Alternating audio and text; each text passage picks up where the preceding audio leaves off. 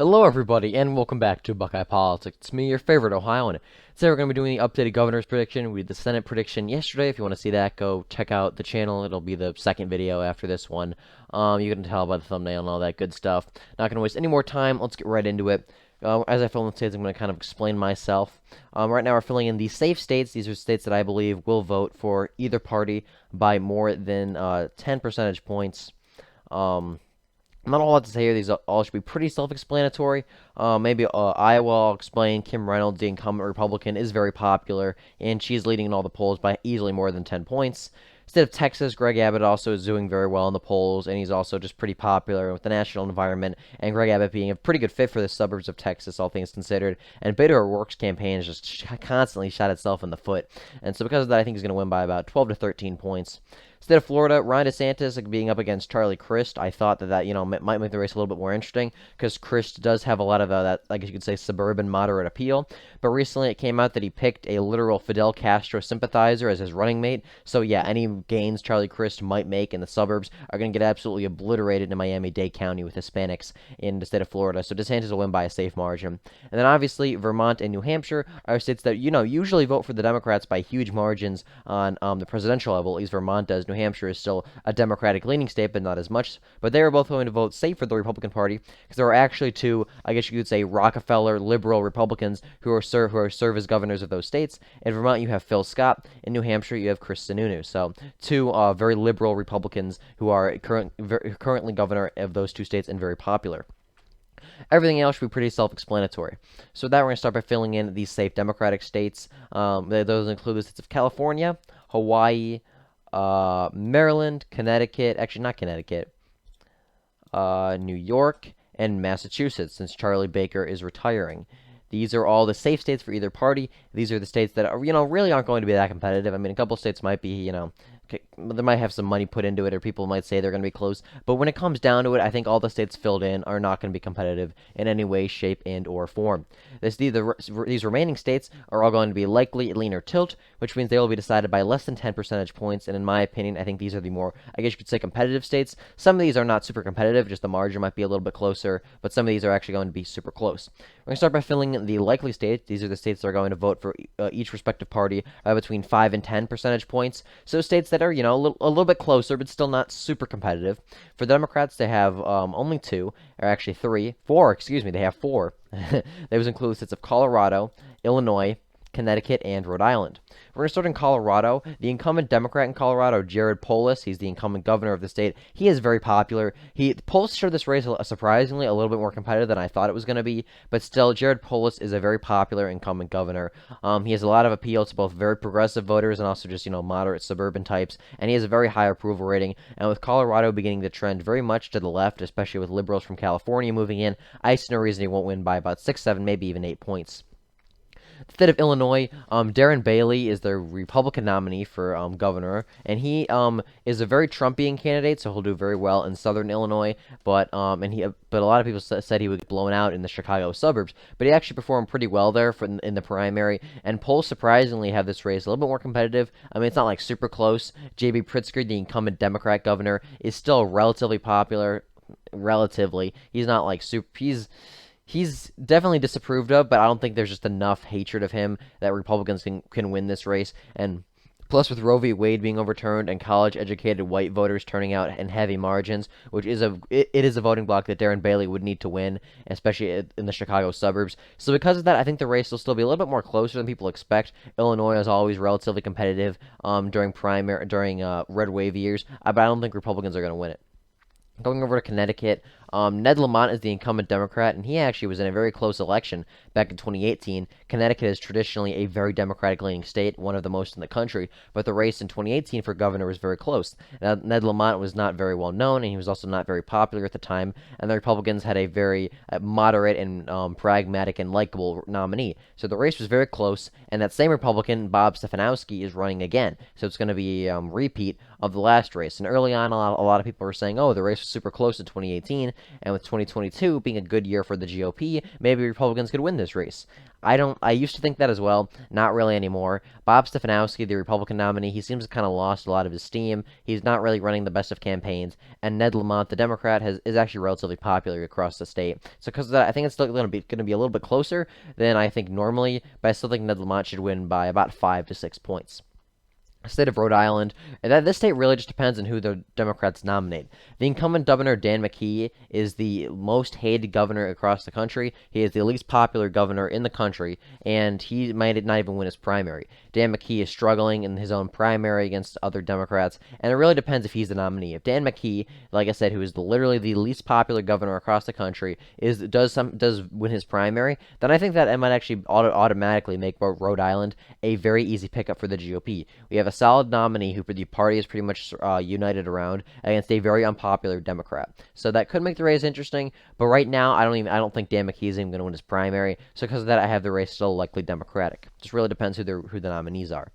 Now we're going to fill in the likely Republican states. These are states that are going to vote for the Republicans by between 5 and 10 percentage points, and they include just two, and those are Kansas and Georgia. We'll start in Kansas. Kansas actually has a Democratic incumbent. Laura Kelly is the incumbent Democratic governor. She won in 2018 on basically a fluke. She just got crazy margins in the Kansas suburbs. She was a more, I guess you'd say, moderate Democrat. So she did very well in like the Kansas City suburbs and like Topeka parts of the state. And she was also up against a Republican who was not very well liked while the vote was being split. So she basically had every single factor going in her favor, and even then she only won by a few points or so. And so the Republican nominee is a very well liked candidate. And he's pretty popular, and he's leading in all the polls too. And yeah, sure, there was that stupid abortion referendum back at the beginning of August, but even then, I don't think that's enough to really shift the race. I think conservatives will be energized enough in the rural areas, and Laura Kelly's kind of lost some of her appeal to those suburbanites. And so I do think that Greg Orman, the Republican nominee, is going to win by like 5 to 6 points. I don't think it's going to be like an absolute blowout, but I think he's still going to win relatively handily. State of Georgia is also going to be likely for the GOP. This is a state that is usually a very Georgia is usually a very Republican-leaning state. However, as recently, it has begun to vote a little bit more Democratic because of all the Hollywood dumbasses moving into Atlanta, the elitists, the rich people from California, New York, and Illinois are all moving into Atlanta and pretty much transforming the state, as well as a large minority African-American population in some of the rural areas and the inner city. It's made Georgia go from being one of the most solidly Republican states in the country to becoming pretty much a swing state, and probably in the future a Democratic-leaning state. That said, I think Republicans are going to have one last hurrah, winning this cycle in 2022 by a pretty large margin. Brian Kemp, the incumbent Republican, has faced a lot of scrutiny from Trump, but he's kind of came around. I don't have a huge issue with Brian Kemp. I think he's going to win. I think he's going to win by a pretty sizable margin. He's up against Stacey Abrams, who's absolutely despised in the state. And Brian Kemp is very well liked among Republicans and independents. There are a lot of the more, I guess you could say, Trumpian, MAGA base kind of didn't like Brian Kemp, but they've all pretty much came around. Brian Kemp united the base, and I think in all the polls have him absolutely obliterating Stacey Abrams, which we love to see. So I support Brian Kemp. If you live in Georgia, vote for him, and he's going to win by probably 6-7 points, pretty handily. So now we're going to fill in the lean states. These are states that are going to vote for each party by between 1 and 5 percentage points. So these are the states that we're getting into states that are really going to be competitive. We're going to start by filling in the lean Democratic states, of which I think there's just one, actually, and that is the state of Minnesota. And Minnesota is a state that really just depends on, I want to see more polls. Minnesota could easily be a Republican pickup, or could easily vote further to the left than I already have it. It's just right now, there's no polling for the state. I mean, looking at it from like a logistics standpoint, looking at the candidates, looking at who's on the ballot with the legal weed parties in Minnesota, we talked about this in a video. There is a third party called the Legal Weed Party, which usually takes away between 5 and 6 percentage points from the Democrats. Progressive voters tend to support them. They're a more progressive, liberal-leaning party, and so that would possibly split the Democrat vote a little bit. And in a narrow race, which polls have it, it would make the Republicans probably have an easy victory. That said, there's been really no polling of this race thus far, and so I can't really determine if that's going to be a factor or not. I personally think it's going to be, but I can't just say that based on very little data, and especially not with any since July. So because of that, I'm keeping Minnesota in the lean Democratic column. However, if next time we do this prediction, that could easily change. We could easily put Minnesota as tilt to lean R. It's just, or we could also put it as likely D. There's not enough data out of the race. Logistically, it could be an easy win for the GOP because Democrats are stupid and are going to split their own vote. But there's not enough data there, so it's still going to be lean Democratic as of now. We're going to start by filling in the lean Republican states, of which there are 3. Those are the states of Wisconsin, Arizona, and Nevada. Oh, not California. Not California. My bad. California is still safe D. Maybe it'll be lean R in the future, but without the fraud. Without the fraud, California's lean R. That's a joke, YouTube. Don't cancel me. Biden won California. There was no fraud. 2020 was free and fair. The most free and fair election in the history of this country. Starting in the state of Nevada, Joe Lombardo is the Republican nominee, and he's a really solid pick for the state. He is the Clark County, which is home to Las Vegas. It's the largest county by population in the state. He served as the sheriff there. He was a very popular sheriff. He had a great message about, law and order, keeping the city safe, while also not being, too crazy far right, however you want to put it, authoritarian. He won re-election in the most Democratic-leaning county in the state by pretty sizable margins, and he's also running as a pretty conservative Republican, which will allow him to do well in the rural parts of Nevada, which are already super Republican-leaning. The only reason Nevada is not a Republican-leaning state is because of Clark County. It's where most of the population is, and although Republicans have been doing better there recently, it is still a Democratic-leaning area, and so that kind of outweighs the rest of the state. But Joe Lombardo, being from Clark County, having a lot of appeal there, being pretty popular there, and just, being a Republican and running a decent candidate across the state, I think he'll win by a lean margin. If you look at all the polls, he's pretty much leading in most of the pollsters, and the incumbent Democrat, who's supposed to be this very popular, moderate, pragmatic Democrat, he's not even getting over 50%, which is horrible for an incumbent. And so because of that, I do think that in the end, Republicans will win Nevada by about 3 points or so. I think it's going to be a surprise victory. I don't think it's going to be a surprise victory in terms of Republicans win it. Most people seem to think Republicans are going to do very well in Nevada this cycle, but I think it'll be a surprise of how well we do there, because I think Joe Lombardo, the Republican nominee, is going to do very well there. Going to Arizona, this is a state that I had a little bit of doubts on. Kari Lake, I really like Kari Lake, but I had a little bit of doubts about how much she would win by, and if she would win at all. But she has overall done a pretty good job of pivoting, and even then, I personally think she hasn't done well enough to pivot to the general. I still think she's running a little bit too, I guess you'd say, I don't want to say too much of a Trumpian campaign or too much of a far-right campaign. I mean, we'll say that she's running too much of a MAGA campaign for Arizona, in my opinion. Like, I support people running that campaign, but to win in Arizona, she would certainly need to moderate a little bit, and I really hadn't seen her do that, but yet she is still leading in the polls. So from my point of view, Kari Lake is not running the best campaign she could right now, and she is still winning. So because of that, I see no reason she's not going to win by a lean margin. I love Kari Lake. She's epic. She's going to save Arizona, and she's going to win by a lean margin against a Democrat who's literally the embodiment of an SJW. Like, if you think of the people at these, like, pro-choice rallies, it's like these fat, blue-haired people who, like, scream about the misogyny. That's literally her opponent, except she has, like, looks halfway normal. So it's going to be lean R. We're going to start. These are the states that remain: Oregon, New Mexico, Michigan, Pennsylvania, and Maine. These are, in my opinion, the 5 states that are going to be the most competitive of this cycle. These are going to be the super close states, and I think that a lot of them are kind of up in the air. A couple of these states could probably easily switch. Just like I said, not a whole lot of data, so I'm not really going to change my prediction too much. Let's go west east. We'll start in Oregon. Oregon right now is a state that the Republicans could easily win. It is usually a Democratic-leaning state. With Portland and the suburbs of Portland being a very liberal area, Oregon pretty much always votes as a solidly Democratic state. Biden won the state by like 16 points. He went up in an absolute landslide. That said, there is a third-party candidate on the ballot, a former state senator named Betsy Johnson. Betsy Johnson is running as a progressive. She's running as a progressive candidate. She's running like a Bernie Sanders type. That has a lot of appeal to the Portland liberals who traditionally vote Democratic. And Oregon, then the Democrat nominee, Betsy Johnson, the more progressive candidate, is running as an independent. The Democratic nominee is just despised. Her name is Tina Kotek. She's not very popular across the state at all. She has basically no appeal. Meanwhile, Republicans have a pretty solid candidate in Christine Drazan. She's not perfect. but she is still a decent candidate for Oregon. She'll do well in the rurals, and she'll also do decently in the suburbs.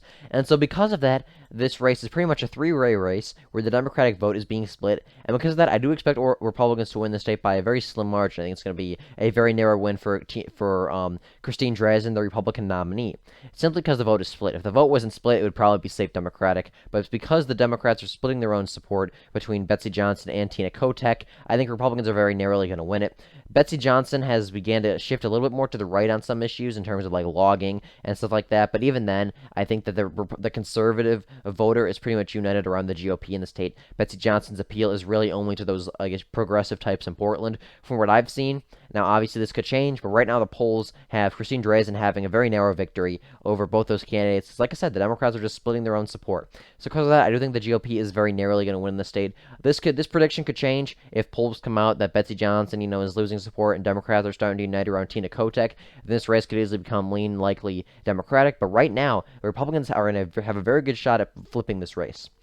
We're going to go to New Mexico now, where I believe Mark Ronchetti, the weatherman, is going to bring the storm and win by a tilt margin. Mark Ronchetti was a very popular weatherman for the Albuquerque local weather station. He ran for Senate back in 2020. He did way better than anyone expected. He didn't win, but he made the race very close, and he is now running for governor. Now, the incumbent Democratic governor, Michelle Lujan Grisham, is a horrible governor. She is despised in New Mexico for two reasons. The first of all, she's just not that great of a governor. She's basically just a generic politician. She doesn't have any redeeming qualities, no charisma. So already she's not the greatest governor in the world. But the biggest thing is she has possibly the worst scandal of any governor in the country, and that is the fact that she was successfully sued because she sexually assaulted a male employee of her. She had a sex scandal with one of her male employees where she sexually did stuff to him. It's disgusting, and she is despised in New Mexico because of it. Mark Ronchetti is the perfect candidate to unite the more conservative base in the rural parts near Texas, and while doing better with Hispanics and doing well with those suburban voters who are completely just appalled by Michelle Lujan Grisham. I cannot understand why Democrats support her. She's a disgusting person. If the acts she did are gross, she should be kicked out of office. Honestly, she should be arrested, to be frank. But unfortunately, the law does not work evenly for Republicans and Democrats in this country, and so because of that, we're going to have to vote her out. And so if you live in New Mexico, vote for Mark Ronchetti. He's a Chad. He's epic. He's perfect for New Mexico. He is a he's a pretty conservative guy. He's not like the super far right candidate, but he is still relatively conservative. But he has enough moderate appeal that he can do well across the state. And he's going to be a great governor. He's not going to be the super far right warrior, but he's also not going to be a very liberal candidate either. He's going to be a perfect governor for the people of New Mexico. So I have that race as tilt Republican. Coming up to Michigan, this is a race that I think could get very interesting very quickly. I'm going to put it as tilt Democratic for now. This could change very quickly. Tudor Dixon, the Republican nominee, is doing very well. I personally expected this. She's making the race a lot more competitive than people thought it would be, and she's really just exposed that Gretchen Whitmer is not as solid as we first thought she was. For a while, I thought Michigan would be... Sorry about that. I thought Michigan would be a pretty solid win for the Democrats. Not like a huge victory, but still, I thought that Republicans would do, decently, but they wouldn't win it. I thought Gretchen Whitmer would win by about a lean margin or so. I kind of had it as tilt R, tilt D, pretty much a pure toss-up. Then I kind of had Michigan a little bit more Democratic leaning, and now Tudor Dixon is beginning a surge that I think could easily propel her to a victory in November. I think it's still a little too early to tell, but if you look at polling, Gretchen Whitmer is consistently under 50%, which is a horrible sign for an incumbent. The best way to gauge if an incumbent is going to do well this far out is to look at if they're above 50% in the more, I guess you'd say, pragmatic, more accurate polls, which she is not. The more pragmatic, accurate polls, such as Trafalgar and Emerson College, have Tudor Dixon within striking distance of Gretchen Whitmer, and being this far out, with Gretchen Whitmer, pretty much having all the name recognition. I mean, who even knows who Tudor Dixon is outside of right-wing circles? And everyone knows who Gretchen Whitmer is, though. And so because of that, the fact that Gretchen Whitmer is really only up by like 4 or 5 points and not at 50% tells me that Tudor Dixon has a winning campaign. She can win this race. Will she? I think it's still a little bit too early to tell. I want to see a little bit more polls. I want to see a little bit more fundraising data. I want to see a little bit more data. As of now, I think that Gretchen Whitmer wins by a very slim margin. But even then, I think Tudor Dixon has a very clearly, similar to Dr. Oz in Pennsylvania in the Senate race, she has a pathway to victory. It's just, will she do it? I think she will. Just not as of now. I think Whitmer has a slight advantage as of now, but Tudor Dixon still has a chance at winning. Coming to Pennsylvania, I'm going to put that race as tilt Republican.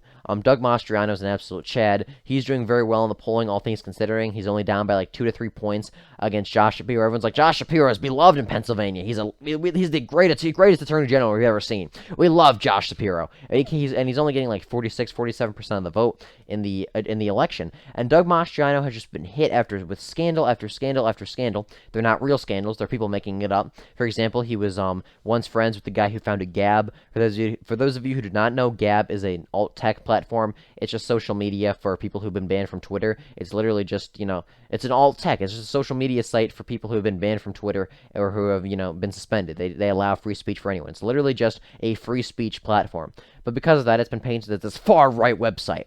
And so because Doug Mastriano associated with the guy who runs that app, he was painted with all these news articles, all these stories about how he's this far-right radical, too crazy for Pennsylvania. Doug Mastriano has also been screwed over by the Republican Party. The National Republican Party said that he was too far right, and they originally did not donate to his campaign. He is pretty much completely self-funding. And so Doug Mastriano, the Republican National Committee with Ron DeSantis Ron DeSantis has stepped in and said, listen guys, that's stupid. Let's fund Doug Mastriano. He's a good candidate. He's going to win. He's not this crazy radical guy. He's a perfect fit for Pennsylvania. He's just a generic Republican he's just a very Trumpian Republican. He's a good candidate. And so the Republican Party has kind of shifted its tune a little bit with Mastriano. They're starting to fund him a little bit, start doing events for him a little bit. But really up until now, he had been left in the dark by the GOP. And then recently, there was also a picture. For those of you who do not know, Doug Mastriano he's a big history guy. He's a soldier, and he has all these history degrees from these prestigious universities. He's a very smart guy. He loves American history. He's an American patriot. He likes to learn about all that stuff, and he has plenty of degrees to prove it. There was a picture when he was, I believe, a professor at one of these universities for a time, or maybe he was just attending them, where he wore a Confederate uniform for a group picture where everyone was dressed as historical figures. So because he dressed up as a Confederate soldier, there were all these news stories, all these scandals. Mastriano's a white supremacist. He's racist. He supports the Confederacy. He's too far right for Pennsylvania. Mastriano has just gotten hit with quote-unquote scandal after scandal after scandal, hit piece after hit piece after hit piece, and he is still within the margin of error of winning this election. Because of that, I think he wins by a tilt margin. I think Josh Shapiro is not going to win. I think Mastriano has a grassroots campaign. He's starting to get some actual funding, and he's just been hit with scandal after scandal after scandal. He's just getting smoked, and he is still in this race. Like, this guy is a Chad. This guy can take hit after hit after hit and still be in the fight. You love to see it, and I think he's going to win by a tilt margin.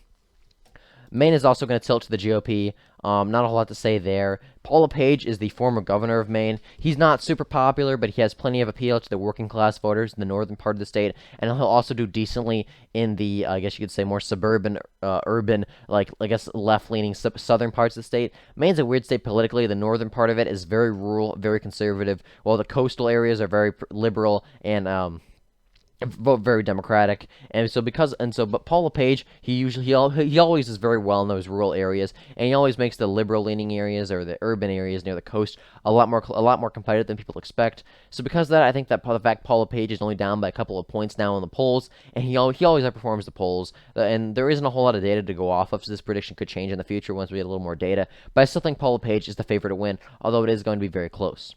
So with that, thank you for watching this video. I do hope you enjoyed. Hope you agree with my predictions. And if you're new, please like and subscribe for more.